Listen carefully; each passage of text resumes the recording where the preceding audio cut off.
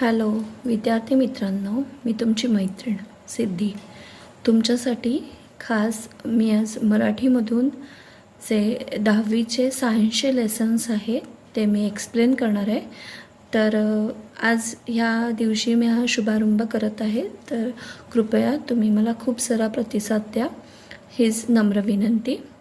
तर चला आज आपण नवीन लेसन चालू करूया, हेरिडिटी अँड इव्हॉल्युशन. आता ह्या लेसनमध्ये आपण काय काय शिकणार आहोत बरं? तर पहिला आपण शिकणार आहोत, पहिला पॉईंट आहे किंवा पहिला मुद्दा आहे हेरिडिटी अँड हेरिडेटरी चेंजेस. दुसरा मुद्दा आहे इव्हॉल्युशन. तिसरा मुद्दा आहे Darwin's theory of natural selection. चौथा मुद्दा आहे स्पेसिफिकेशन. पाचवा मुद्दा आहे ट्रान्स्क्रिप्शन्स, ट्रान्सलेशन्स अँड ट्रान्सक्लोरेशन्स. पुढे आहे एव्हिडन्स ऑफ इव्हॉल्युशन्स. त्यानंतर लॅमार्क स्कीम आणि शेवटचा मुद्दा आहे ह्युमन इव्हॉल्युशन. आता ह्याच्याविषयी आपण बऱ्याच वेळी म्हणजे 9वीमध्ये 8वीमध्ये आपण बराच शिकलेलो आहोत. तर पहिला खूप प्रश्न असा आहे की which components of the cellular nucleus of living organism carries hereditary character. ह्याचा आन्सर तर तुम्हाला सगळ्यांना माहितीच असेल की आपलं हेरिडेटरी कॅरेक्टर कोण हे करत असतं, तर आपण त्यांना काय म्हणतो, तर DNA म्हणतो. बरोबर आहे की नाही?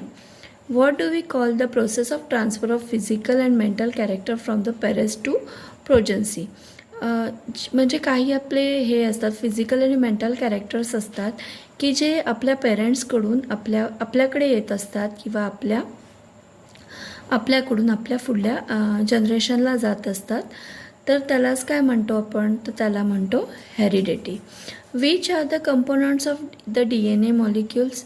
आता कोणते कोणते कंपोनंट्स असतात DNA मॉलिक्युल्समध्ये, कोणी सांगू शकेल का मला? जर कोणाला ह्याचं उत्तर माहिती असेल तर तुम्ही मला ह्याचं उत्तर डिस्क्रिप्शन बॉक्समध्ये कमेंट्समध्ये लिहून पाठवा. तर आपण आता पुढे जाऊया. आता मी पहिला पार्ट तुम्हाला शिकवणार आहे, heredity and hereditary changes. You know that heredity is a transfer of the biological character from one generation to other via genes. आता इथे त्यांनी काय सांगितलेलं आहे की हेरिडिटरी म्हणजे काय, की आपले जे बायोलॉजिकल कॅरेक्टर्स असतात ते एका जनरेशनकडून दुसऱ्या जनरेशनकडे जीन्स थ्रू काय होतात, तर ट्रान्सफर होतात. म्हणजे ह्याचा अर्थ की जे काही बायोलॉजिकल कॅरेक्टर्स आहेत ते तुमच्या आजी आजोबांकडून तुमच्या आईवडिलांकडे ट्रान्सफर झालेले आहेत, तुमच्या आईवडिलांकडून ते तुमच्याकडे ट्रान्सफर झालेले आहेत आणि तुमच्याकडून तुमच्या ऑफस्प्रिंगकडे ते ट्रान्सफर होणार आहेत किंवा तुमच्या मुलांकडे ते ट्रान्सफर होणार आहेत. तर यालाच म्हणतात, आपण काय बोलतो की यालाच म्हणतो हेरिडिटी. ह्यालाच म्हणतो हेरिडिटी. आता ही Gregor John Mendel's is the pioneer of the modern genetics. आता ग्रेगॉर जॉन मेंडल्स नावाचा जो सायंटिस्ट आहे त्याला मॉडर्न जेनेटिक्सचा काय म्हटलं गेलेलं आहे, तर पायनियर म्हणजे काय, की त्यांनी पाया उभा केला कशाचा, तर मॉडर्न जेनेटिक्सचा. It took a long time to understand the conclusion of this research about heredity. आणि एका पर्टिक्युलर कन्क्ल्युजनवर पोचण्यासाठी त्यांनी हे जे हेरिडिटीचे जे काय कॅरेक्टर्स आहेत त्याच्यावर खूप सारं काय केलं, तर एक्सपेरिमेंट केलं आणि रिसर्च केलं आणि त्यानंतरच तो या कन्क्ल्युजनवर पोचला. In 1901, the reason behind the sudden changes were understood due to the mutations theory of the Hugo de Veris. आणि 1901ला ह्याच्या मागचं जे म्हणजे एक सडन रिझन होतं त्याच्यामागचं, ते एक म्युटेशन थेअरी होती, त्याचा शोध ह्युगो दे वॅरिसनी लावला. Meanwhile in 1902 Walter Sutton observe the paired chromosomes in the cells of a grasshopper. आणि त्याच्यानंतर अगदी 1 वर्षातच वॉल्टर सुटन नावाचा जो सायंटिस्ट होता त्यांनी ग्रासहोपरच्या सेलमध्ये क्रोमोसम्सचे पेअर शोधून काढले. Until that it was not known to anyone. म्हणजे त्याच्या आधी हे कुणाला काहीच माहिती नव्हतं की काय आहे, म्हणजे हे क्रोमोसोम्स म्हणजे एक्झॅक्ट काय आहे ह्याचा कोणी कधी विचारही केला नव्हता. आणि त्यांना त्यांना माहितीही नव्हतं. Research started in the direction of the finding the natural genetic material when it was proved the genes are carried by chromosomes. आणि जेव्हा त्यांना असं माहिती पडलं की हे जीन्स आहेत हे कशा थ्रू कॅरीड होतात, तर क्रोमोसोम्स थ्रू कॅरी होतात, तेव्हा त्यांनी त्यांच्या रिसर्चला एक काय मिळालं तर डिरेक्शन मिळालं आणि त्यांनी सुरुवात केली कशाची, तर एक्झॅक्ट क्रोमोसोम्स म्हणजे काय आहेत त्याचा शोध लावण्याचा. Through which genetic material when it was proved that genes are carried via chromosomes, through which 1944 trio of scientists म्हणजे 3 सायंटिस्टनी मिळून शोध लावला.